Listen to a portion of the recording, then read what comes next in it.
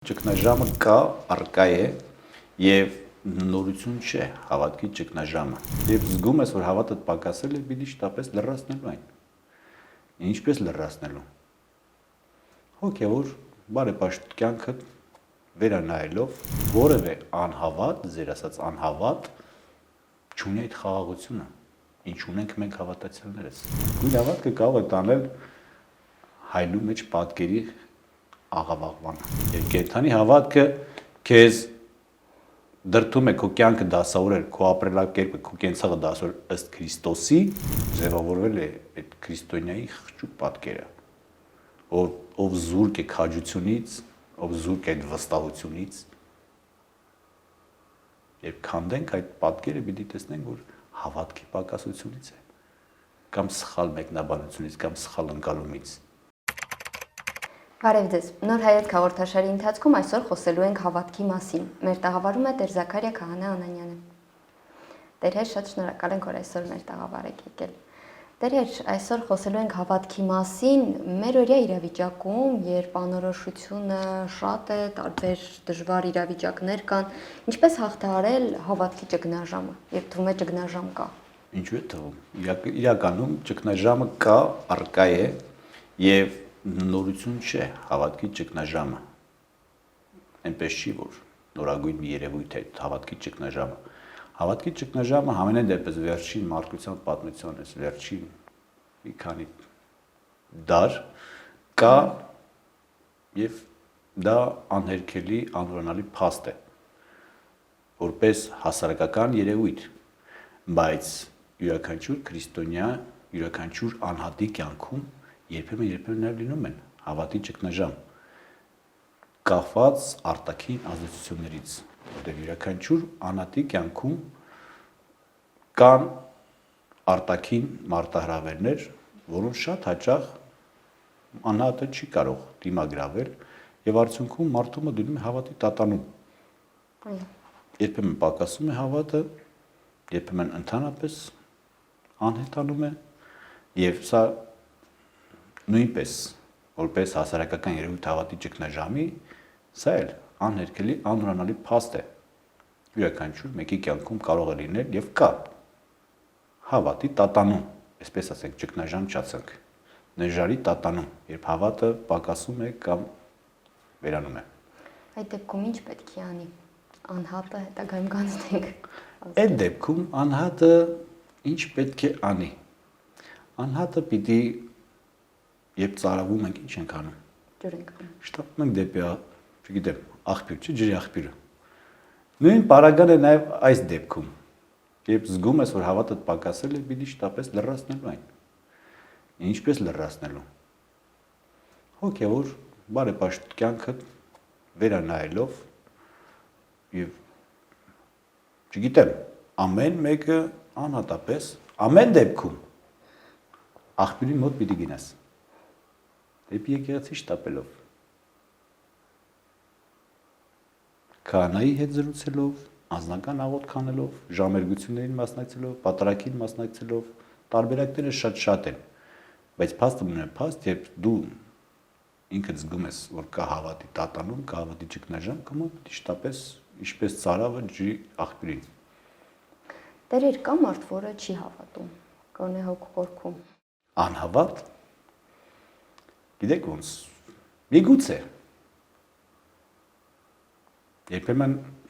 մարդ, չգիտեմ, երբ նայում ենք մարդկության պատմությունը, այո, անհավատներ կան, ընդհուպ միջև աստվածամարտներ, մի ամբողջ հասարակակ,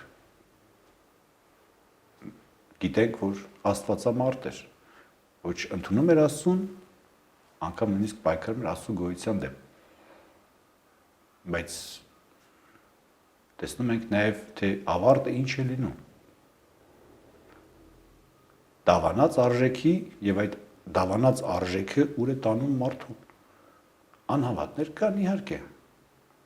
Երբ ասում ենք, որ հավատի տատանում լինում է ընդհանուր միջև հավատի վերացում մարդու կյանքում, մարդը վերացում է արդեն անհավատի կամ աստվածամարտի, ով միգուցե ինքն իր վիճակն արդարացնելու համար է, որ սկսում է պայքարել նրանց դեմ, ովքեր անվախորեն հայտարարում են, որ Աստված կա։ Սա շատ նուրբ խոր հոգեբանական վիճակ է, որ մարդ ինքն իր վիճակն արդարացնելու համար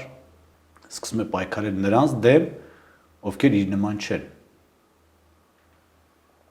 Եվ սա է անհավատի այդ մարտնչող հոգեբանությունը, որտեղ որևէ անհավատ, ձեր ասած անհավատ, չունի այդ խաղաղությունը, ինչ ունենք մենք հավատացյալներս, եթե ուշադիր եղել եք։ Քանի որ հավատալը շատ մեծ լայն հասկացություն է, առհասարակ հայ քրիստոնյան ինչին պիտի հավատա։ Հայ քրիստոնյան։ Ընդհանրապես եւ հայ քրիստոնյա, յուրաքանչյուր քրիստոնյա հավատում է Տիրոջը, իր երկնավոր Տիրոջը։ Հավատում է, վստահում է, սիրում է, եւ այս ամենը սկիզբ է առնում հենց հավատքից։ Ինչպես Պողոս առաքյալն է ասում իր Եբրայեցիներին ուղղված նամակի մեջ, հավատ նշանակում է վստահ լինել այն բաներին, որոնց հանդեպ հույս ունենք, եւ համոզված լինել այն բաներին, որոնք չեն երևում։ Ինչպես տեսակ, հավատը վստահությունն է այն բաներին, որոնց հանդեպ հույս ունենք։ Եթե մենք հույս ունենք առ Աստված, ապա մեր հավատքը ինքնին սկսում է ծաղկել։ Հավատալ նշանակում է հույս ունենալ, հավատալ նշանակում է սիրել։ Այս երեք առաքինություններն են, որ ծաղկեցնում են մեր կյանքը, մի նոր շունչ, մի նոր կյանք են տալիս։ Այս երեք առաքինությունները։ Այսինքն մեր հավատքն էլ կարող է որակ ունենալ։ Հավատքը կարող է լինել կենդանի հավատք, հավատքը կարող է լինել կույր հավատք, վստահ եմ բոլորդ էլ լսել եք, տեսել եք, եւ կենդանի հավատք եւ կույր հավատք։ Հավատք, որ կենդանի հավատքը, որ ապրում է, քո կենցաղն է։ Եվ այդ ամենը իրական է, այսինքն իրական է եւ քո առօրյան է, հավատքը քո առօրյան է, այսինքն քո առօրյան հիմնված է հենց այդ հավատքի վրա եւ այդ հավատքից բխող հույսի վրա, սիրո վրա, կենդանի է, շնչում է հավատքը, քո կյանքից նա դու զգում ես եւ հավատքը եւ այդ հավատքից բխած գործերը եւ կա կույր հավատք, որ չգիտեմ, հիմնված է սնոտի բաների վրա, հիմնված է, չգիտեմ, ասեկոսների վրա։ Իրականության մեջ նայեք։ Շատ հաճախ գալիս են այնպիսի հարցերով, երբ հարցնես ասում ես, լավ Աստված սիրես, որտեղից այդ միտքը քեզ։ Ասել են։ Հիմնավորում ասել են, կույր հավատք։ Մարդ հավատացել է։ Չգիտեմ, Բախտագուշակի ասացի, չգիտեմ, որևէ մեկի ասացի, որ հիմնված չէ որևէ, ոչ կենդանի օրինակի վրա, ոչ Սուրբ գրային համարի վրա, այլ ուղղակի լսել է։ Այդպես են ասում։ Սա էլ խնդրեմ կույր հավատքը։ Դա ինչ կարող է տանել կույր հավատքը։ Կույր հավատքը կարող է տանել հայլու մեջ պատկերի աղավաղմանը։ Երբ մենք հայլու մեջ նայում ենք, տեսնում ենք մեր իրական պատկերը։ Իրական պատկերը, որ Քրիստոս ուզում է տեսնել յուրաքանչյուրիս մեջ։ Եվ այդ պատկերը հայլին արտացոլում է կենդանի հավատքով։ Որտեղ մենք միշտ ամեն օր ականջալուր ենք Քրիստոսի խոսքերին, Քրիստոսի կանչին։ Եվ այդ ականջալուր լինելով հանդերձ մեր կյանքը, մեր առօրյան փորձում ենք ձևակերպել ըստ այդ կանչերի, ըստ այդ կոչերի, բայց երբ չկա, չգիտես ով է քեզ կոչանում, չգիտես ով է քեզ կանչանում, որտեվ երբ հարցնում են, հիմնավորում ես այդպես ասել են, արդեն հայլու մեջ պատկերը սկսում է աղավաղվել։ Երբ մեզ ասեն, ինչու չես ստում, որտեղ մենք պիտի ասենք, Տերը մեզ պատվիրան է տվել չստել։ Մենք հստակ գիտենք, բայց երբ կույր հավատք է, վարսեն ասեն ինչու չես ստում, պիտի ասի, չգիտեմ, իսկ այդպիսի բան կա, ով է ասել։ Տարբերությունը, հստակության, երբ կենդանի հավատքը քեզ դրթում է քո կյանքը դասավորել, քո ապրելակերպը, քո կենցաղը դասավորել ըստ Քրիստոսի եւ ըստ ասեկոսեների քույր հավատքի պարագային։ Այդ կենթանի հավատքի պարագային, սա քույր հավատքի պարագային։ Հայլու մեջ պատկերը աղավաղվում է։ Դու ստակ չես տեսում, ով է քեզ հայլուց նայում։ Դեր մեր նախորդ հաղորդմանը ասեցիք, հիշեցրիք, որ հավատքն առանց գործերի մեռած է, այդ մասին էլ խոսենք, գործերը ինչքան կարևոր են։ Գործերը հավատքի պարագային իրապես վկայությունն են քո հավատքի։ Դու ինչքան էլ փորձես,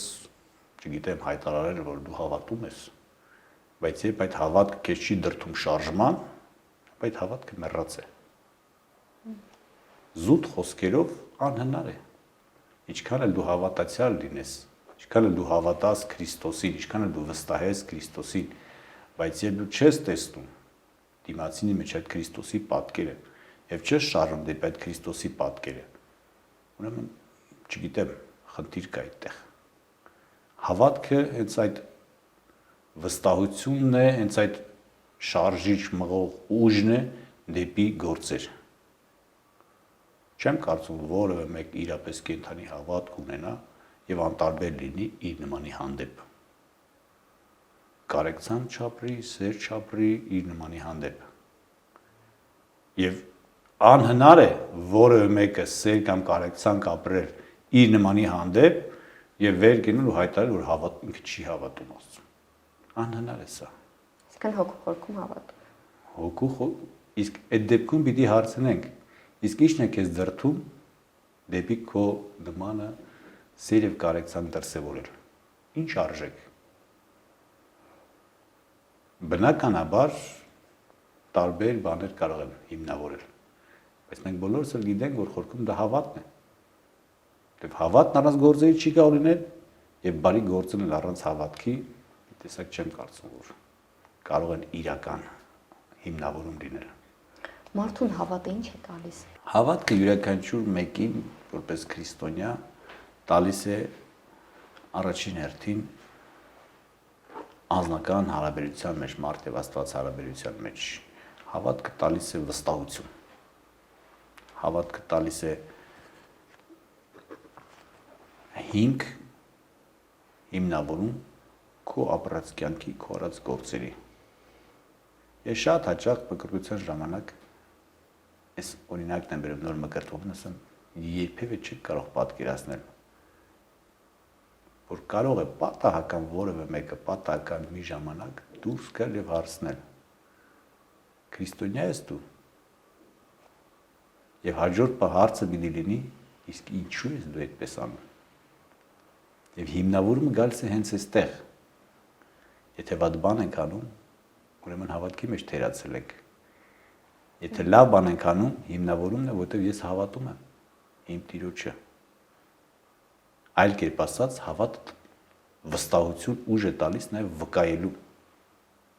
Նայեք առաջին դարի եկեղեցին։ Մարդիկ նահատակվում էին։ Ինչի համար։ Վկայության համար։ Իսկ ում էին վկայում, նրան ում հավատում էին։ Եվ հավատը ես տալիս այդ վստահությունը ուժը,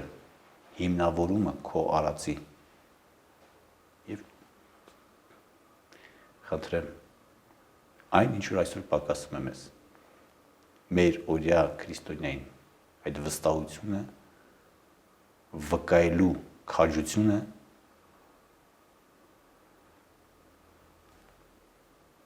դրա համար էլ չգիտեմ, մարդկանց մեզ ձևավորվել է այդ քրիստոնյայի խղճուկ պատկերը, ով զուրկ է քաջությունից, ով զուրկ է այդ վստահությունից,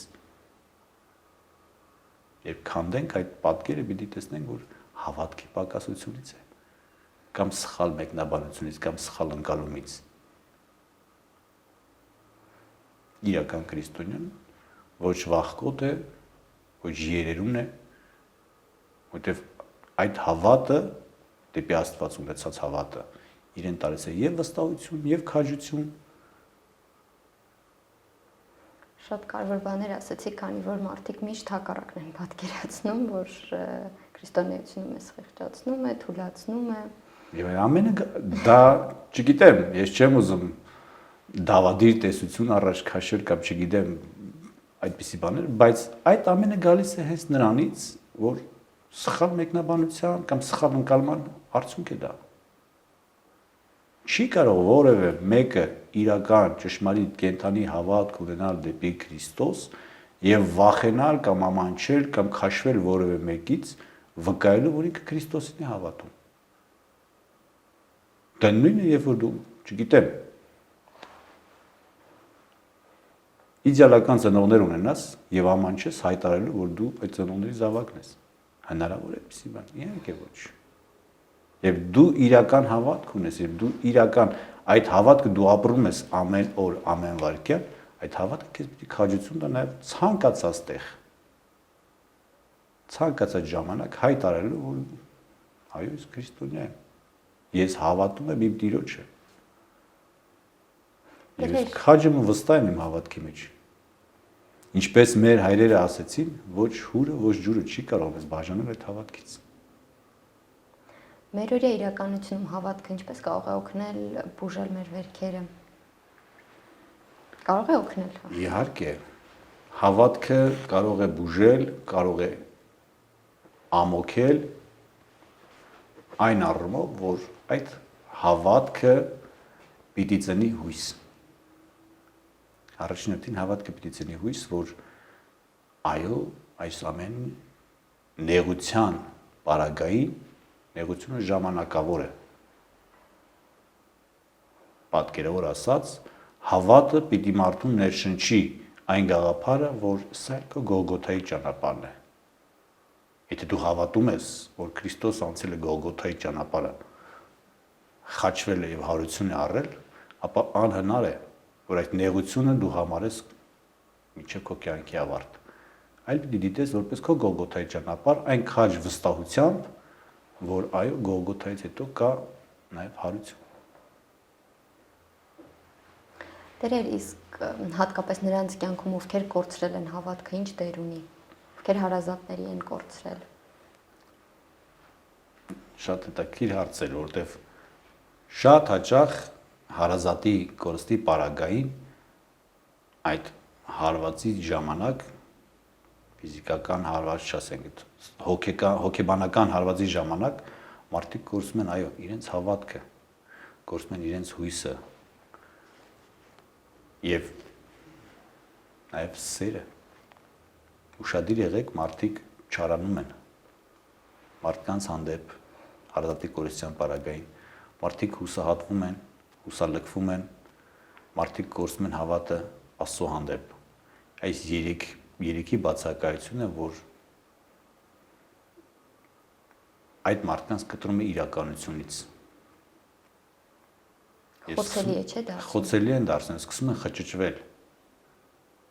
իրենց զգացմունքների մեջ, իրենց գաղափարների մեջ, իրենց արժեքների մեջ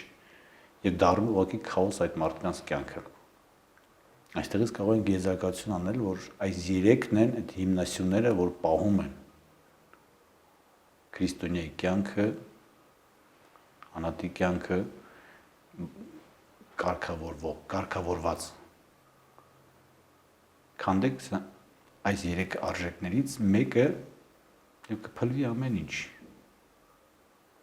Անձնական դժբախտության պարագային, երբ հավատը ճգնաժամ է ապրում անատի կյանքում, իր ետևից նաեւ քաշում է մյուս երկու հույսը եւ սերը։ Իր ետևից քաշում են այս երկու արժեքները։ Դրա համար ուշադիր պետք է լինեն։ Համենայն դեպս գոնե շրջապատի մարդիկ նրանց հանդեպ, ովքեր ունեն այդ անձնական դժբախտությունը եւ շատ հաճախ ես այսպես ձևակերպեմ բաց դաշտ են անձնական դժբախտության ժամանակ մարդիկ բաց դաշտ են եւ ինչ սեր գծվի հավատի դաշտում այդ սերը պիտի ծլի։ Բայց շատ դժվար է մարդկանց հետ խոսել, երբ իրենք չեն հավատում, իրենց ինչ որ բան հասկացնելը շատ դժվար է։ Շատ դժվար է ինչ թեմայով խոսելը։ Եթե ուշադիր լինեք, բոլոր անձնական դժբախտություն ապրած մարդկանց հետ զրուցում են հիմնականում մեկ թեմայով՝ հավատի եւ հոգեվոր թեմայով։ Եվ իրենք այդ պարագային միգուցե ներքուստ հասկանում են, որ իրենք խնդիր ունեն այդ ոլորտում եւ հեշտ են ընկալում հավատի եւ հոգեվորի թեմայով զրույցները։ Ստացվում է, որ հավատքը իրենց կօգնի իրենց հոգեկան հավասարակշռությունը տեղը բերելու, նաև իրենց վերագտնելու հարցում։ Եվ այդպես էլ կա։ Այդպես էլ կա, նայեք, չգիտեմ, անձնական օրինակով նայեք, ձեր շրջապատում նայեք, տեսեք, որ մարդիկ ամոքումը սկսում է հենց այդ մեկնակետից, հավատքի եւ հոգեվորի մեկնակետից։ Մարդիկ այնպես չի։ Ես անձնական օրինակով գիտեմ, իմ ծառայության ընթացքում էլ գիտեմ մարդիկ, ովքեր այո, ապրել են դժբախտությունը եւ դուրս են եկել այդ դժբախտությունից։ Եվ մեկնակետը ճիշտ մեկնակետ տրված դեպքում, որ է հավատքը եւ հոգեվոր կյանքը։ Իրենք պատրաստ են եւ անձնական դժբախտություն ապրած մարդուց սկսես խոսել, չգիտեմ, բարոյական այլ արժեքներից, մարդը քեզ ուղղակի կմերժի։ Դրա համար պետք է իմանալ որտեղից սկսել։ Հավատքից եւ հոգեվորից։ Հավատքից եւ հոգեվոր կյանքից երբ սկսում ես խոսել եւ ընդ որում չափաբաժինը ճիշտ պիտի մատուցել։ Այստեղ արդեն խոսում է փորձառությունը։ Չափաբաժինի ճիշտ մատուցումը։ Ստացվում է, որ եթե անգամ ցավը մեղմել չստացվի, այդ ամենը հաղթահարելու ուժ կտա։ Ուժ եւ ճանապարհ։ Որտեւ շատ հաճախ մարդը ներքուստ ունի այդ ուժը, ինքն էլ գիտի, որ ունի այդ ուժը, ինքն էլ գիտի, որ ուզում է ազատվել այդ վիճակից, որտեւ տևական այդ վիճակը մարդուն տանում է ուղղակի խելագարության, բայց մարդը չի ուզում խելագարվել, միևնույն ժամանակ չգիտի որ ուղղությամբ քայլել, ինչ անել, եւ հավատքը այդ ուժը տալուց բացի նա տալիս այդ ճիշտ ճանապարհը, առաստված քայլելու ճիշտ ճանապարհն է ցույց տալիս, եւ Աստծով է որ մարդը այդ վիճակից դուրս է գալիս։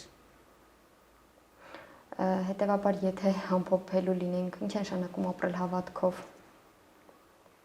Ապրել հավատքով նշանակում է ապրել Տիրոջ աներևույթ ներկայությամբ քո կյանքից ներս։